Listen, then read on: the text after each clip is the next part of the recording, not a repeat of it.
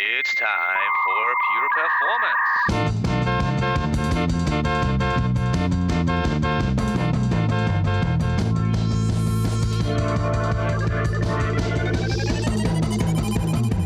Get your stopwatches ready. It's time for Pure Performance with Andy Grabner and Brian Wilson.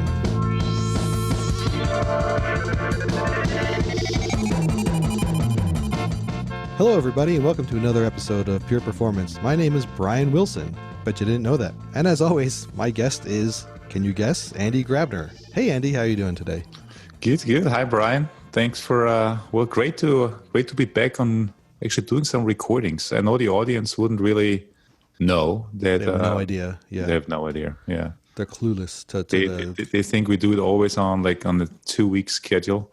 But you've been traveling, right?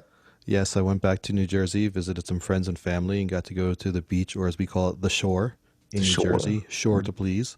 Yeah. Also found out, here's a stupid little tidbit. So after, I don't know if you recall Hurricane Sandy, probably a lot of our listeners overseas never heard of it, but it was this huge hurricane that really did a lot of damage to the whole eastern coast of the United States. But after that, New Jersey was trying to rebuild along the coast, and they came up with this saying, Jersey strong. There's a lot of Guidos in New Jersey. Like, yeah, Jersey strong. We're going to come back strong and all, right? And turns out somebody opened a gym, like a workout gym called Jersey Strong as well. So now it's confusing because if someone has a Jersey Strong bumper sticker, you don't know if they're taking pride in rebuilding New Jersey or if they're like, yeah, I go to this gym and lift weights, bro, So that's my tidbit. That's what I learned on my trip to New Jersey. And you've been running around a lot too, haven't you, Andy? I believe so, yeah. Well, not running, flying Europe. I did a tour through Poland, a couple of meetups, a couple of conferences. Also visited our lab up in Gdansk, which was great. It was the hottest weekend of the year with 36 degrees on the Baltic Sea, which is kind of warm, I would say. But fortunately, the water was at least refreshing still, and but we're back now, and we have sounds like there's been a lot of chaos. It sounds like there's been a lot of chaos, exactly.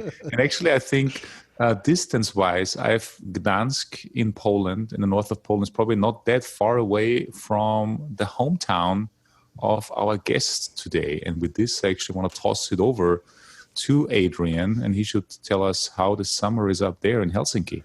Welcome back, Adrian. Hi guys. Hi, Andy. Hi, Brian. How are you? Good. How are you? Good. Yeah, thanks a lot for having me back. Well, the weather in Finland, since that was the first chaotic question, is indeed chaotic. Last year we had the hottest summer in maybe 50 years, and now we had one of the coldest summer in 50 years. It's pretty weird. Today is nice, actually. So you did not get the extreme heat wave all the way up there, huh? That's interesting. No, heat waves here are 25 degrees. Okay.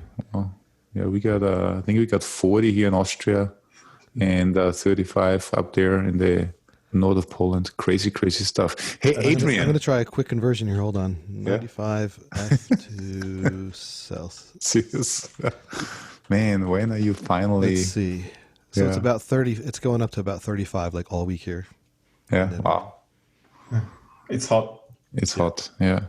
Yeah. When am I going to finally get onto the? Yeah, we're never going to do that. That's socialism. Yeah. No. So, Adrian, coming to chaos. We talk about chaos. Brian mentioned it. I mentioned it.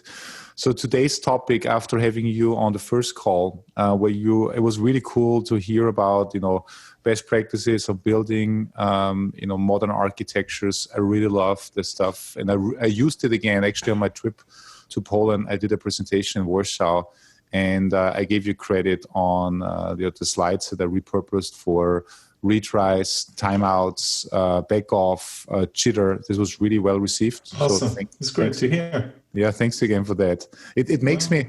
It's great when you get on stage and people think you're smart because you told them something new. But it's also great to admit that all the smartness comes from other people that are all sharing the same spirit of sharing. And sharing is caring. So thanks for that. Thanks for allowing me to share your content. Yeah, I don't want to take the credit on that either, because I learned it from someone else, or books or articles. At the end of the day, it's all about sharing, as you said. And teach what we had problem with 6 months ago, right? Yeah. Hey, so today's topic is chaos engineering, and I will definitely post a link to your Medium blog post. I think part 1 is out and part 2 is coming. But it's a really great introduction into chaos engineering. And to be quite honest with you, when I haven't used the word chaos engineering until recently. I always just said chaos monkeys or chaos testing. And I think because I was just so influenced by the first time I learned about introducing chaos, which was, I believe, Netflix. At least when I read about it, Netflix was the ones that came up with the chaos monkeys. Is this correct? Yes, correct. Yeah. It's all part of the resiliency engineering in a way kind of field, right? So I think the term chaos monkeys was really made popular by Netflix, right? And their awesome technology blog that talked the story about how they developed those monkeys, right? Mm-hmm. Mm-hmm. Hey, and so, I mean, again, everybody should read the blog post. It's amazing the background you give. But maybe in your words, when you're introducing somebody into chaos engineering, when you are, teaching at conferences or just, visiting customers and clients and enterprises, how do you explain chaos monkey or chaos engineering? Let's call it chaos engineering. How do you explain the benefit of chaos engineering and what it actually is and why people should do it? That's a very good question. And I'll try to make it short because I think we could spend hours trying to explain just the discipline of chaos engineering. But in short, what I say, chaos engineering is a sort of scientific experiment where we try to identify, or especially identify failures that we didn't think of, especially figuring out how to mitigate them. It's very good at taking the unknown out of the equation. I think traditionally we've used tests to try to test and make sure our code is resilient to known condition. Chaos engineering is kind of take a different approach. It's a discipline that really tries to take things that we might not have thought about out of the darkness and bringing it out so that we can learn how to mitigate those failures before they happen in production. Mm-hmm.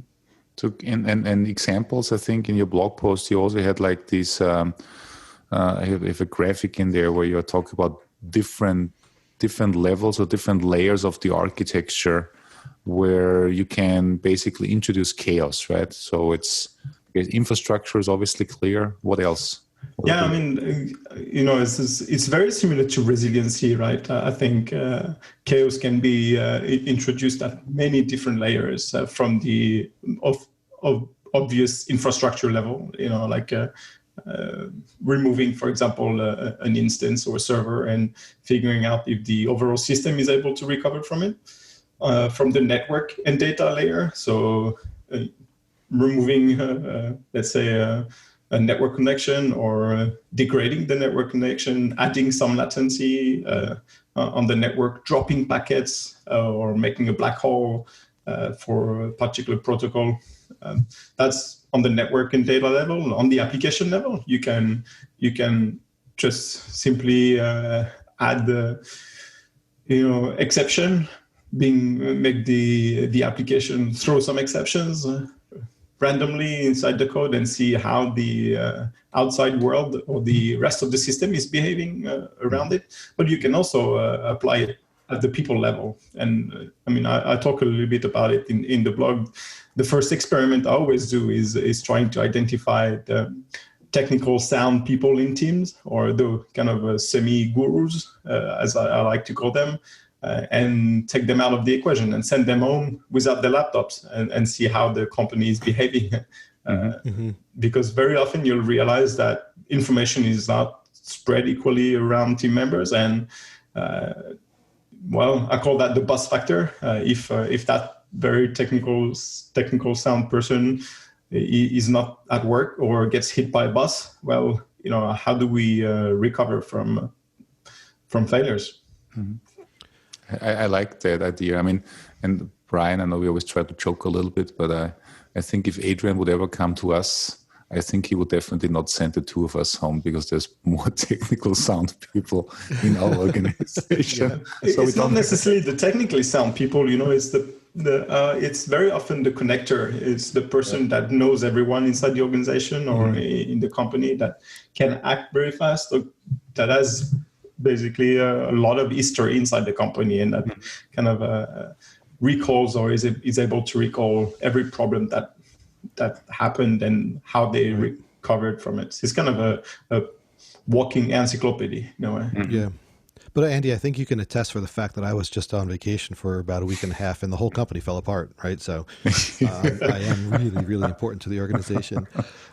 Before we dive into a lot of this, though, one thing I saw on your blog that I think is really, really, really important for people to understand before even entertaining the idea of chaos testing or chaos engineering is you can't just start with chaos engineering. You have to have like prerequisites in your environment. You talked about, all your prerequisites to chaos, building a resilient system, resilient software, resilient network. So you really have to, and correct me if I'm wrong, but how I was reading it, before you start the chaos engineering part, you have to build in as much resiliency into all layers of your system as you can possibly think of first. Then you start seeing what did we miss, right? You don't just say, hey, we just stood up our application in our infrastructure. Now we're going to throw something at it, because of course it's going to fail and it's going to be catastrophic. So you really want to start from a good place, right? Exactly, and that's the whole point of chaos engineering, right? It's really I would say an experiment, scientific experiment, where we test an hypothesis, right? For example, we believe we've built a resilient system. Right? We spend a lot of time. We say, okay, our system is resilient to database failures. So let's make an hypothesis and say, what happens if my database goes down? And then you take the entire organization, the entire team, from the product owner to the designers to the software developers, and you ask them actually what they think is going to happen. Very often I ask them not to talk about it, but to write it on the paper, just to avoid the kind of mutual agreements, like that everyone comes with a consensus by talking about it. Right? So if you write it on the paper in private, you realize everyone in the team has often very different ideas of what should happen if a database goes down. And good thing to do at that moment is to stop and ask, how is that possible that we have different understanding of our specifications? So then you go back into pointing the specification. Very often people fail to read it carefully or improving it. But once you have everyone in the team having a real good understanding of what should happen when a database goes down, then you make an experiment and you actually want to verify that through that experiment and with all the measure you're doing around it, from making sure that the system goes back to the initial state. We call that the steady state of the application, and also that it does that in the appropriate time, right? In the time you thought about. And you have to verify all this. Yeah, and I think there's a lot to unravel there. But even before that, right, even before you run that first experiment, are there, and Andy, I don't know if you've maybe seen any, or Adrian, are there some best practices? Like I know there's the concept of doing multi-zones. Let's say if we're talking about AWS, you can set up your application in multiple zones. So this way, if one zone has an issue, you still have your two, like, the rule of threes. Is there, way back, if we go way back in time, Steve Souders wrote the, best practices for web design, web performance. Is there, and I know you've written some articles and all, but is there a good checklist for someone starting out or an organization, before they start these experiments, to say, here are some of the starting points that you should set up before you even entertain your next set of hypotheses, right? Because obviously if you don't do this basic set, you're going to have catastrophic failures. Is there something written out yet, or is it mostly just things we've been talking about and word of mouth and people's blogs? Well, it's a very good question, actually. I'll take the note and make sure I can build a list. Actually, that's a very good idea. But I would say I think the 12-factor app kind of patterns and it's a very good place to start with. I did put some list around, and I talk about resilient architectures in different blogs. I think it's really software engineering basics, and it's a timeout retries, exception handling, these kind of things. Make sure that you have redundancy built in, that your system is self-healing, because at the end of the day you don't want humans to recover. You want actually the system to recover automatically. So that's something that is usually not well thought, or not at every level. I always say, so if you don't do infrastructure as code and automatic deployment, maybe don't do chaos, or actually don't do chaos, because you're going to have big problems. Your system should be automatically deployed and managed and self-healed in a way.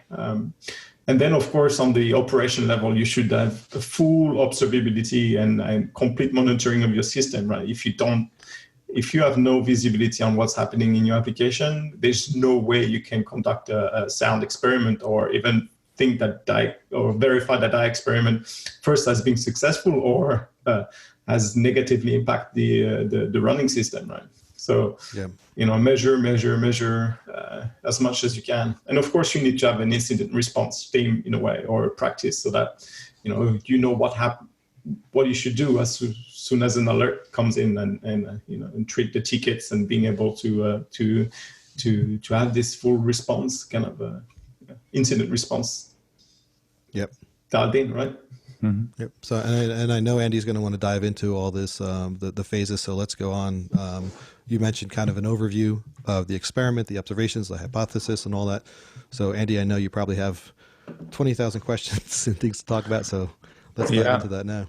I mean, again, before I actually dive into, because you just mentioned in the end, monitoring incident response, I think in your blog post, you also mentioned that when you are in one of your cases, you inflicted chaos, and you actually saw that the incident response or the alerting was also impacted by the chaos. For instance, not able to, let's say, send Slack messages or send emails or stuff like that. I think there's such a huge variety of chaos that, like, your hypothesis is that we need to test against. Yeah, it's very common to build system that kind of host or power our own response system. And you see actually, there's been really a recent outage and with Cloudflare, for example, and they were not able to use their internal tool easily, right? Simply because their tools were too secured. Right? Kind of the people didn't use their maintenance tools and long enough, or like recently enough, so the system had just removed the credentials. And when you're in a panic situation, having systems like this that actually are impacted by your own behavior is hard. But DNS is another one. Very often, if DNS goes down, your own tools are not accessible because they use or might use DNS. So all these kind of things like this are usually very important to test as well while doing the experiment. Right? That's why you need to start from or simulate the real outage situation. Yeah. Mm-hmm. Mm-hmm.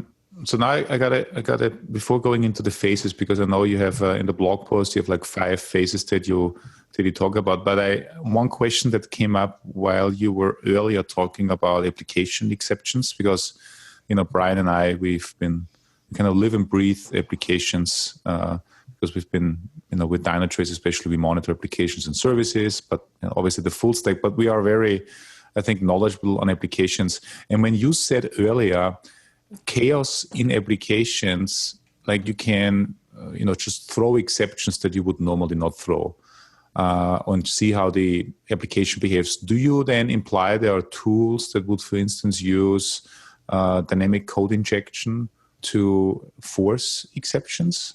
Is that the way it works? Or do you just, change configuration parameters of the application that it will result in exceptions?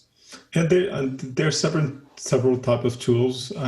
There are libraries that you can directly use to inject kind of failures, either in Python. Very often it's using a decorator function that you wrap around the function and that catches the function and then throws some exception. Actually, I'm building my chaos library toolkit for around that, using that concept in Python to inject failures in Lambda functions in Python. It's being used as well for JavaScript, similar technique. There are also techniques to have a proxy as well.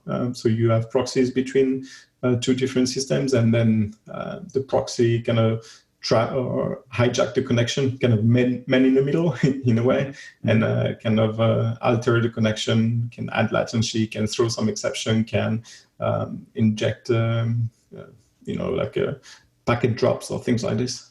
So there's a lot of different technique. There's also one very common technique that Gremlin is using using an agent base. So they have an agent running on an instance or a Docker container that can inject failure locally, or this kind of things. Yeah. So they can intercept process level type of things and just throw exceptions or make it burst or things like this. Cool. So moving on to the phases, if you kind of look at your blog posts, we already talked about the steady state, right? Steady state, basically, I think for me, what it means, first of all, you have to have a system that is kind of stable and steady, because if you have a system that in itself is not predictable, I guess enforcing chaos on it is probably then not making it easier to figure out, is this a situation now that is normal or caused by chaos? So I guess steady state really means a system that is stable and you know what that state is, right? Yeah, and it's predictable, as you said, right? Yeah. I think a big mistake what people do is usually they use system attribute metrics type of CPU memory or things like this, right? And look at this as a way to measure the health and the sanity of an application. Actually, a steady state should have nothing to do with this, or at least not entirely, and should be a mix of operational metrics and customer experience. I write in the blog about the way Amazon does that is the number of orders, right? And you can easily imagine that the CPU on an instance has actually no impact on the number of orders at big scale. And similarly for Netflix, they use the number of time people press on the play button globally to define their steady state. They call that the pulse of Netflix, which I think is beautiful because it's a relation between the customer and the system, right? If you press several times, then of course it means the system is not responding the way it should, right? So it's experiencing some issues. And similarly, if you can't place an order on Amazon retail page, it means the system is not working as it's designed. So it's a very good kind of a steady state. But it's important to work on that. It's not easy actually to define it. And I see a lot of customers having a big trouble first defining the steady states or their steady states. You can have several of them. But for me, I mean, the way you explain it to me, it's kind of like a business metric, right? Like orders, the pulse. I don't know if I would apply it to what we do at Dynatrace, the number of trial signups or the number of agents that send data to Dynatrace. I have a hard time believing, but I'm sure you're right, but I have a hard time believing that companies have a hard time defining that steady state metric, because if they don't know what their steady state metric is, they don't even know whether the business is doing all right or is currently impacted. And is that really the case?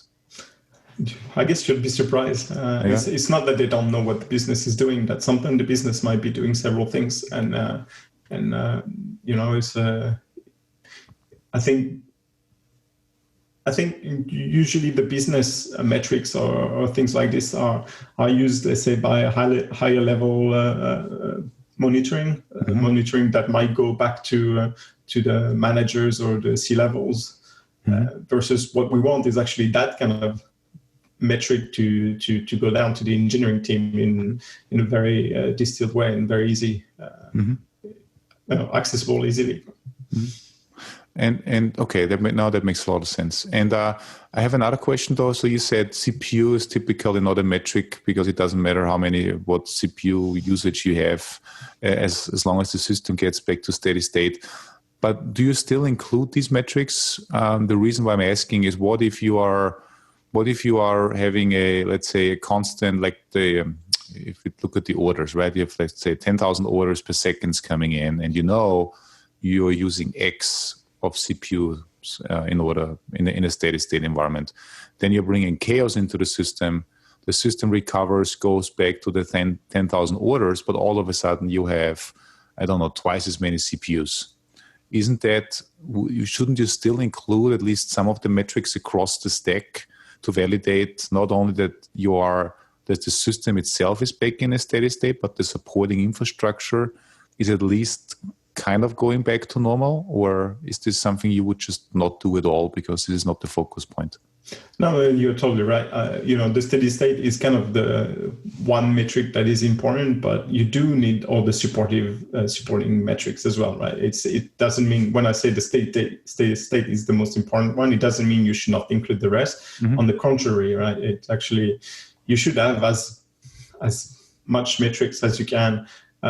It doesn't mean you should try to overdo the things, right? But I think the most essential one, especially for the cloud, is if you say you have 10,000 orders and your infrastructure to support 10,000 orders is the one that you are currently using, you make a chaos experiment, and then that infrastructure or the need to support that 10,000 orders is kind of a double, then of course you should raise a big alarm, right? Mm-hmm. And make sure that this is looked at, of course. Mm-hmm. Mm-hmm. Cool. All right. So steady state, first state or first phase of chaos engineering. What comes next?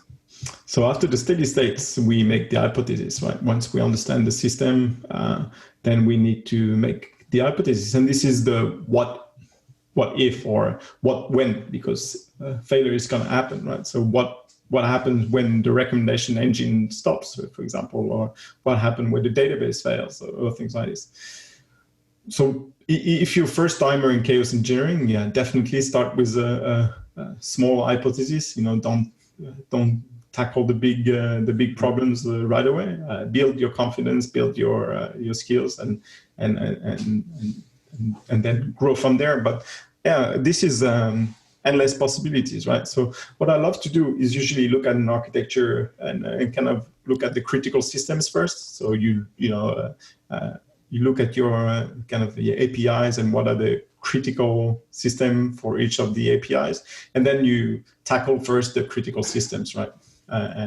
And see if these are really as resilient as you expected, or if you can uncover some kind of failure mode that you didn't think of, and things like this. And then you can go into less critical dependencies. But usually, most important is to make sure that the critical components are tackled first.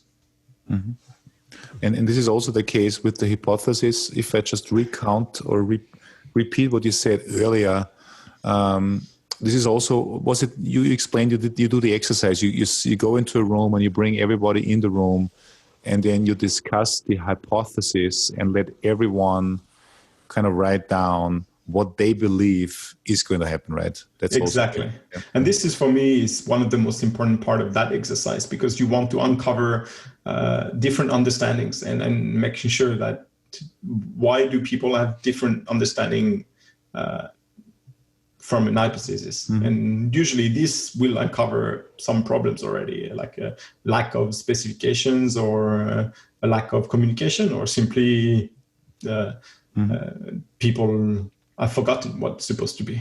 Yeah. And also, if you think about this, let's take the database as an example. If you say, what happens if the database is gone? And maybe one team says, well, my system that is relying on the database is just retrying it later. And then the other team that is responsible for the database maybe said, well, but that's not the intended way. We thought you just go back to a static version of the data, blah, blah, blah. I think that's, as you say, right, uncovering a lot of problems that actually have nothing to do with technology, but actually have to do with lack of communication or lack of understanding of the system. Yeah. Yeah, and very often what I've noticed, the big difference is usually between the design team or UI teams and then the backend teams, right? Many times the UI team will have not thought about this, like what happened if your database go down. Well, for the technical team, it might be obvious to move into a read-only mode and say, okay, we move requests to the read replicas of the database, and and eventually after maybe a minute, we file over the new master. So for 1 minute, your application will be in a state of, hey, there's no database. So what do you do? And very often people in the UI world won't think about it because it's not a case that they were asked for. Right? Read-only mode is quite weird, actually, to think of. Yeah. Hey, Andy, I was also thinking when reading through these steps and also sitting on the hypothesis and the steady state piece, how this sounds like this would be a wonderful place for performance testers, engineers, whatever, to transition into. But specifically with this hypothesis phase, I love the idea of making this not just for chaos, but for performance as well. Let's say there's a new release being built, right? Gather everybody together and say, all right, we're going to run certain load against this. What do you all think is going to happen? In a way to make them think, well, wait, what did I just code and what might happen? Like, again, like classic database issue where suddenly we added 4 more database queries to a statement. Well, hey, are you thinking about that? But just even if it's not for performance, this idea of getting everybody together to say, what do you think is going to happen if X, whether it be a chaos experiment, a performance, some sort of a load test or something else, to say, what do you think is going to happen? I think that sort of communication with people opens their mind to actually thinking about what they're doing and what impacts they might have. I think regardless if it's for chaos, I think it's just a great practice for organizations to put together. Well, yeah, exactly. Yeah, and if you think of it, I mean, the executing load or putting a load on the system is a form of chaos, right? Yes. So very cool. Anyway, just wanted I love this hypothesis. Yeah. It's great. It's great. Yeah. So hypothesis is done. Then I guess you run the experiment, right? Correct. And well, this is first designing and running the experiment. And I think here the most important thing is blast radius, right? So you have to keep the customers in mind, right? So, and of course, initially, if it's your first time, you might not want to do that in production and really do this in test environment and make sure that you are able to control the blast radius during your experiments. And this is very important to think about. Is like, how many customers might be affected, what functionality is impaired, or if you are multi-site, which location are going to be impacted by this experiment. So this is very, very important to think about. And then it's about running it, right, and identifying also the metrics that you need to measure for that experiment. So as you mentioned earlier, you might want to make sure that you control the number of instances that you need for a particular steady state, and make sure that you return to that same number after the experiment. And this is definitely part of the overall metrics that you need to check for your application. From a running perspective, I think you mentioned earlier you have your Python-based library that can run some experiments. Then did Netflix also release their Chaos Monkey libraries to the world? Yeah. I mean, the Chaos Monkey was one of the first tool ever released to do chaos engineering, right? That's now part of a continuous integration tool called Spinnaker, together with the rest of what they call the Seaman army. And that's, there's a bunch of monkeys. There's the Chaos Monkey, which is the original one, which kills randomly instances. There's a Chaos Gorilla, which impair an entire availability zone in AWS. And then there's the big gorilla, the big Kong, some gorilla is Chaos Kong, which shut down an entire AWS region. And they practice that in production if you maybe once a month or something like this while people are watching Netflix, just to make sure that their initial design is still valid, right? Yeah. I wonder what would happen if AWS shut down an entire region. Let's not find out. You'd be surprised, actually. We do. We do chaos engineering as well. We started very early on, but we don't do chaos engineering on paying customers, but we do have different level of chaos engineering, right? Mm-hmm.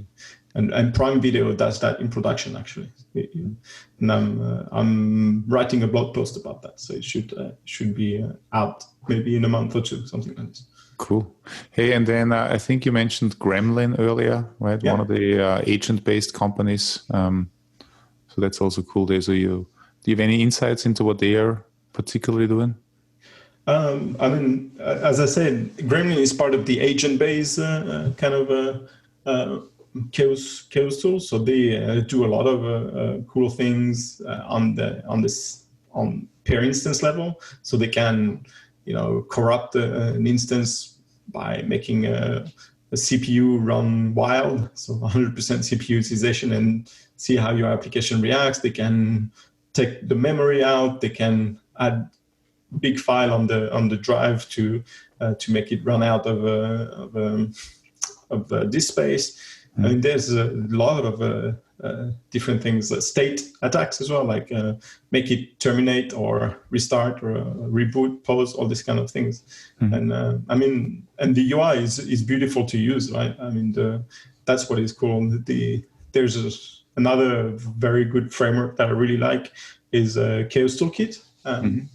And that's more on the API level. So it's kind of a framework, an open framework that you can build extension with.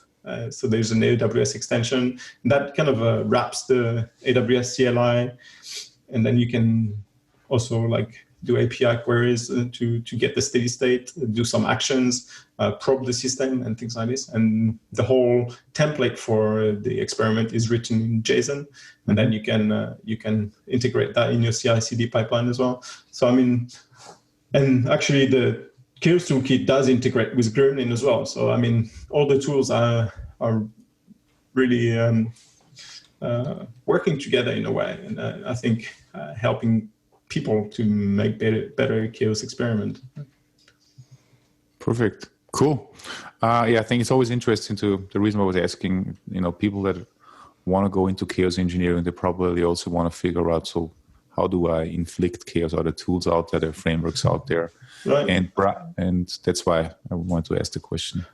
Proxy level is a very beautiful tool called Toxiproxy, right? That has been released by Shopify, and that's like a proxy-based kind of a chaos tool, which you can put that proxy between your application and, for example, database or Redis or Memcache, and inject some what they call toxics, and inject some latency or do some error, dropping packets, let's say 40% of the time, and things like this. So it's very interesting. Yeah. And then, of course, you have the old school Linux tools, right? WRT or of course, the corrupting the IP tables as well, and things like this. Or the very old-fashioned pull the plug. Yeah, that's actually how let's say Jesse Robbins famously did that at Amazon on retail in the early 2000s. Right? He would walk around data center and pull plugs from servers, and even pull plug of entire data center. So. Yeah. Cool. That one question about these tools then, because the next part of this is all verifying, right? And you mentioned some metrics. And these aren't host or machine type of metrics. These are human metrics, things like time to detect, time for notification. Do any of these tools that you mention have either the ability to either pick up on, like maybe time to notification, or allow for entry to, human entry to say, okay, we detected it at X time, basically track these reaction metrics that you talk about? Do you know if any of those tools have anything built in, or is that something you'd be running on, keeping track of on your own? And then let's talk about what those are as well. Right. So if you look at the Chaos Toolkit, since it's API based, you can query kind of all your system if it supports that to kind of add in the Chaos Engineering experiment report. So every time you run an experiment, it will print a report that you can then analyze. As for the Gremlin, of course, it's more agent based, so there's no kind of complete report like this. But I mean, neither Chaos Toolkit or Gremlin type of things have a full reporting that would satisfy, let's say, the most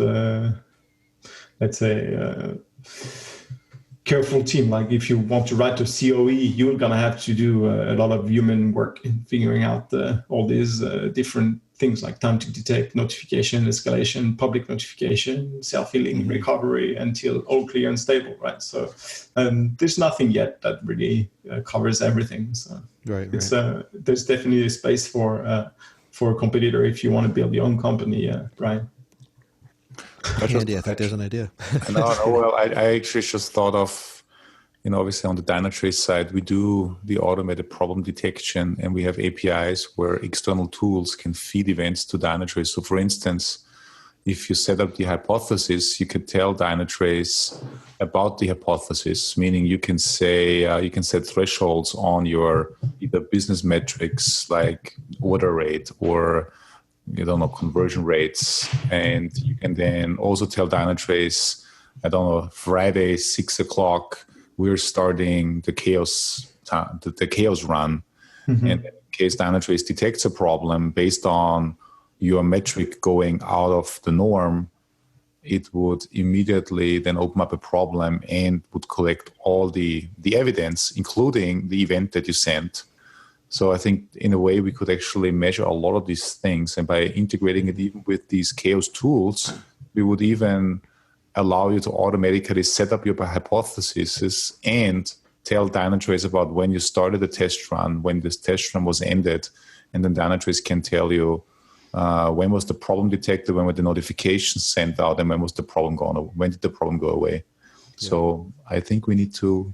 It's a great idea. So actually, the Chaos Toolkit supports extension currently for open tracing. So if it's something that is going to be used at Dynatrace, it's definitely something you should look at. It supports Prometheus probes and Monarch, CLI, Instana. There's a bunch of extensions. So I think you guys should definitely write an extension for Chaos Toolkit to actually send them what it's called the Chaos Toolkit report to Dynatrace to add visibility and to the whole thing. Definitely, it's a very good idea.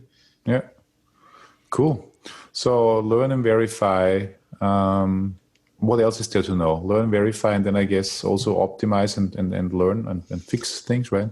Well, I think the big part of verifying is also the postmortem, right?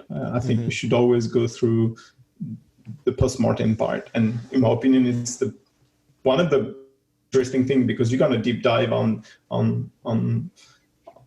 the reasons of the failures, right? If they are failures. So if your chaos experiment is successful, then good for you, right? You should also write about this. But if it's unsuccessful and if you've created or resurfaced failures that you didn't think about, that's the postmortem, and then you have to deep dive really, really well on the topic, and figuring out what happened, the timeline of it, what was the impact, and why did the failure happen. And this is the moment where you kind of want to go to the root cause. I know root cause is something that is very, very difficult to get, because in a failure it's never one reason. It's always a collection of small reasons that getting together to create this kind of big failure. But trying to find as many reasons and as possible at different layers, different levels, and then of course what we learned, right? And how do you prevent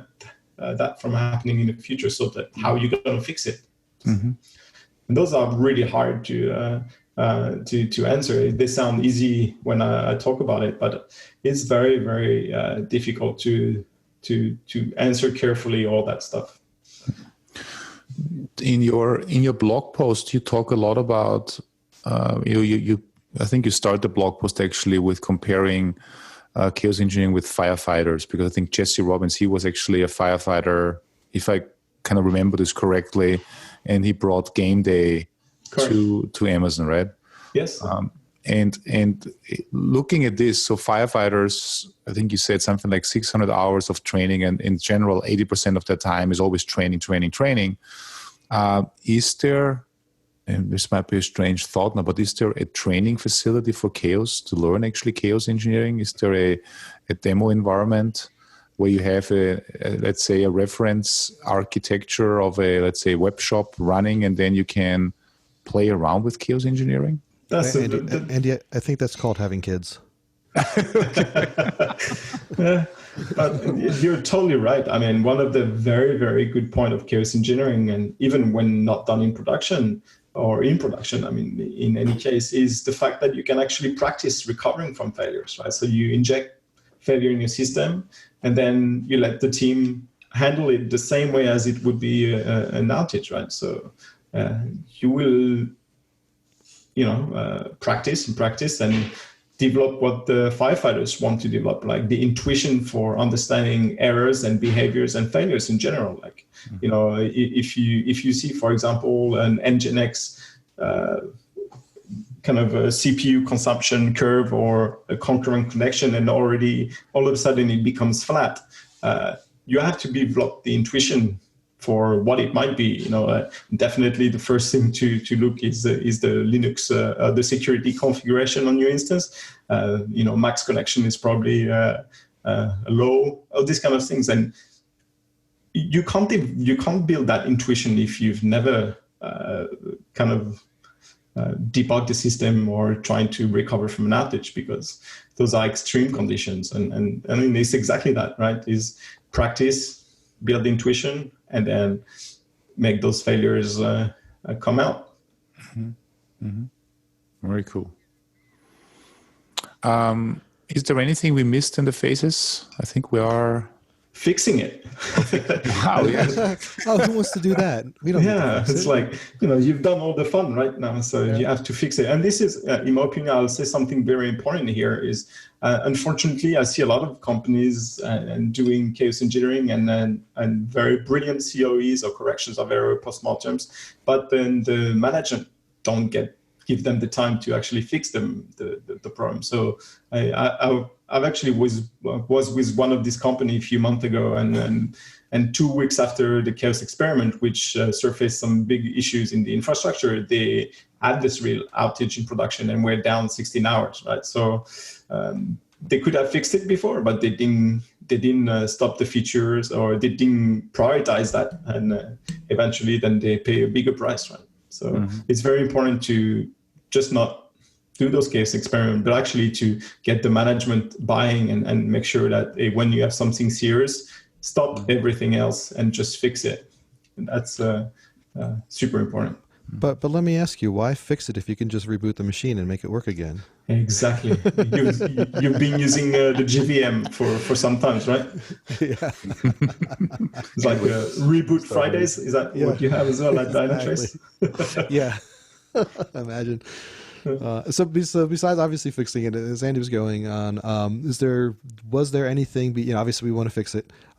Beyond that, again, I can't recommend enough to read the blog by everybody. But is there anything that we didn't cover that you want to make sure?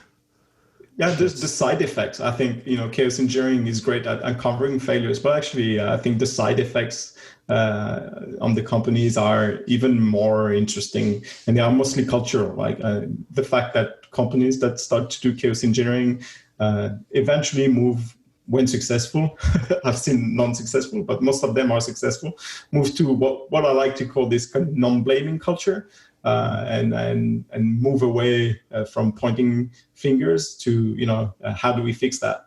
And I think that's a beautiful place to be, right?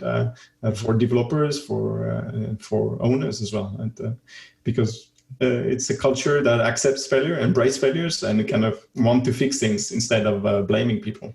And that's also how we work at AWS and Amazon. And I really like that. Our COEs and postmortems are kind of blame free, and that's one very, very important part of writing that postmortem. And I think it's great, because if you point someone that is making a mistake, eventually it will come back to you, right? And you will suffer a mistake and be blamed, and that's never a good place to be.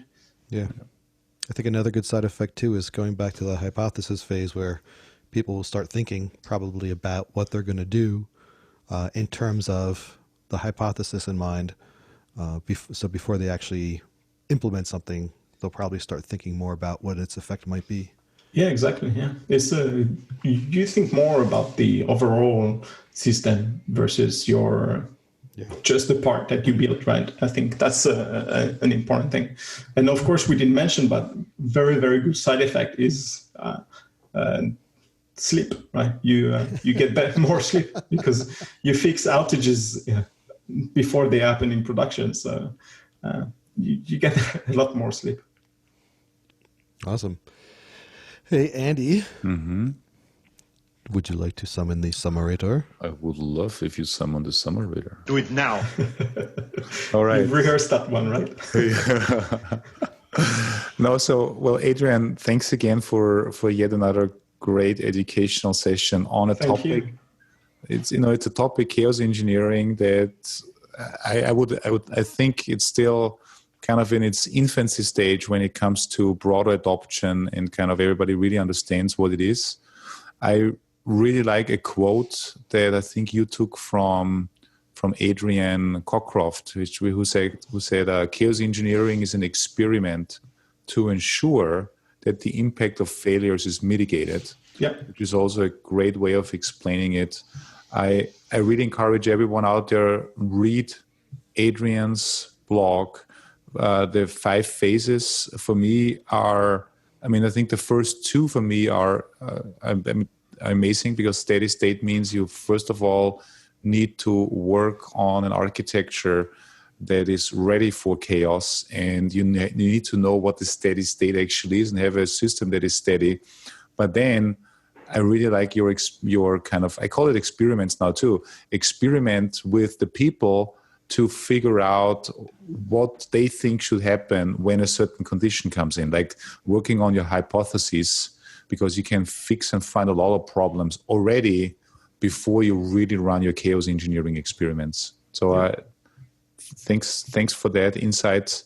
And I really hope that you will come back on another show, because I'm sure there's a lot of more things you can tell us. I'd love to. Thanks a lot, Andy and Brian, for having me once more on the show. I really enjoyed it. Very nice. It's an absolute pleasure.